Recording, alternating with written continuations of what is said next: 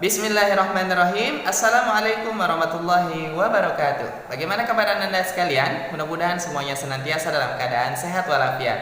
Baik anak-anakku sekalian, kali ini di pertemuan perdana kita akan belajar bersama di pelajaran tematik di MUPEL Bahasa Indonesia. Nah, kali ini kita akan cari tahu nih tentang apa itu gagasan pokok dan gagasan pendukung. Nah, alangkah baiknya kita awali pembelajaran kita dengan bersama membaca basmalah. Bismillahirrahmanirrahim. Nah, baik anak-anakku sekalian, sebelumnya kita ketahui bahwasanya negara kita, Negara Kesatuan Republik Indonesia atau yang biasanya disingkat dengan NKRI, memiliki keragaman budaya, sosial, dan lain sebagainya. Nah, salah satunya adalah bahasa. Di Indonesia, dari Sabang sampai Merauke, itu memiliki bahasa daerah yang sangat banyak sekali.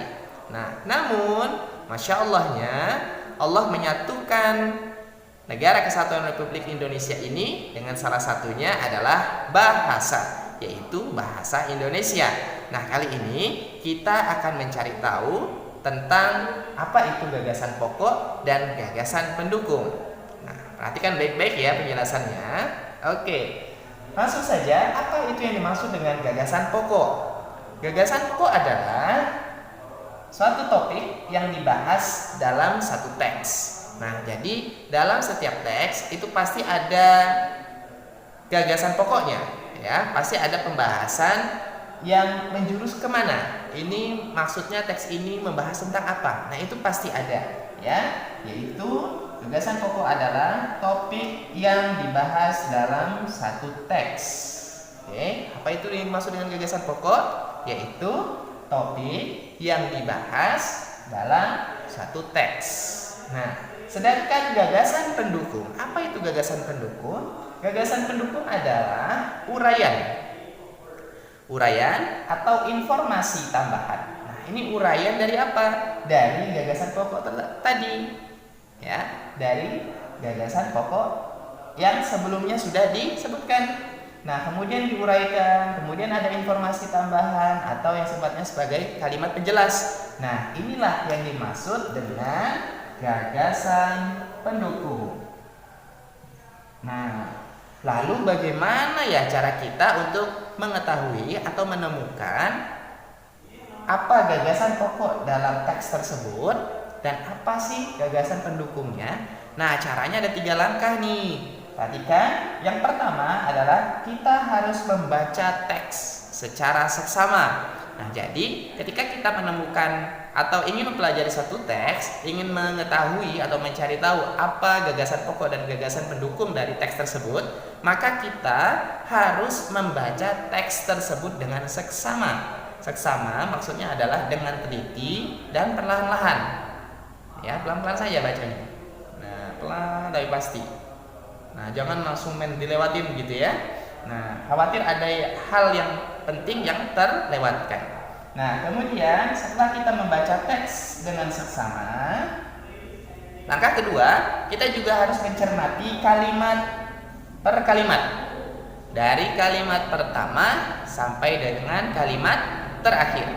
Nah, jadi harus kita cermati, harus cermat juga dalam membacanya. Makanya tadi di awal jangan terburu-buru dalam membaca satu teks. Kemudian yang ketiga, baru kita bisa menemukan kalimat utama dan kalimat penjelas. Jadi seperti itu ya.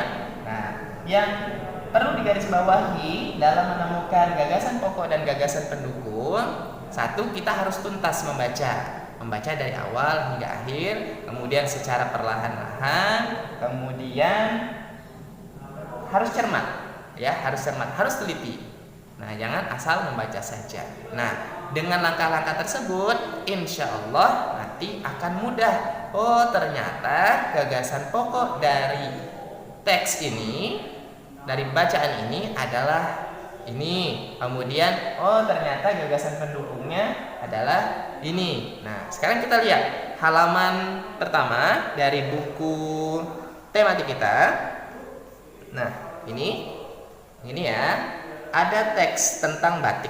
Oke, Ustadz akan mencoba untuk membacakan, simak baik-baik. Batik. Batik merupakan kain tradisional Indonesia. Kain batik dihasilkan dengan cara dilukis atau dicetak menggunakan malam atau lilin yang dipanaskan. Kain batik berasal dari Pulau Jawa. Seiring berkembangnya waktu, batik tidak hanya ada di Pulau Jawa. Beberapa daerah di Pulau Jawa juga menggunakan batik sebagai pakaian tradisional, misalnya batik Bali. Nah, sedangkan di daerah kita sendiri, di Kalimantan Barat juga ada batik ya. Nah, baik, sekarang kita lihat pembahasannya di halaman 4 di belakang teks tadi. Sini ada penjelasannya. Kalimat utama dari teks tersebut atau dari paragraf tersebut adalah batik merupakan kain yang memiliki motif tradisional asli Indonesia. Nah, kemudian kalimat penjelasnya ada ya. Kain batik dihasilkan dengan cara dilukis. Kemudian kain batik berasal dari Pulau Jawa. Kemudian seiring berkembangnya waktu, batik tidak hanya ada di Pulau Jawa, jadi dia berkembang ke daerah-daerah lainnya. Kemudian kalimat penjelas terakhir, beberapa daerah di Pulau Indonesia juga menggunakan batik sebagai pakaian tradisional, misalnya batik Bali. Nah, berdasarkan kalimat utama dan kalimat penjelas di atas, dapat ditentukan gagasan pokok dan gagasan pendukungnya adalah sebagai berikut. Lihat, ada di kotak yang di tengah ya. Nah, gagasan pokok dari teks tersebut adalah batik merupakan kain asli Indonesia. Ini didapat dari mana? Didapat dari kalimat utama ya yang ada di atas tadi. Kemudian gagasan pendukungnya apa saja? Cara membuat batik tadi ada dijelasin. Kemudian tempat asal kain batik. Dari mana awalnya? Ya, dari Pulau Jawa. Kemudian persebaran kain batik yang mana sekarang sudah tersebar. Masing-masing daerah memiliki batik ciri khas dari daerah masing-masing. Nah, jadi seperti itu cara menemukan gagasan pokok dan gagasan pendukung dari sebuah teks. Baik anak-anakku sekalian, materi kita kali ini insya Allah cukup sekian. Insya Allah akan kita lanjutkan pada video pembelajaran berikutnya. Mudah-mudahan bermanfaat. Kita akhiri pembelajaran kita dengan bersama membaca hamdalah. Alhamdulillahirrabbilalamin.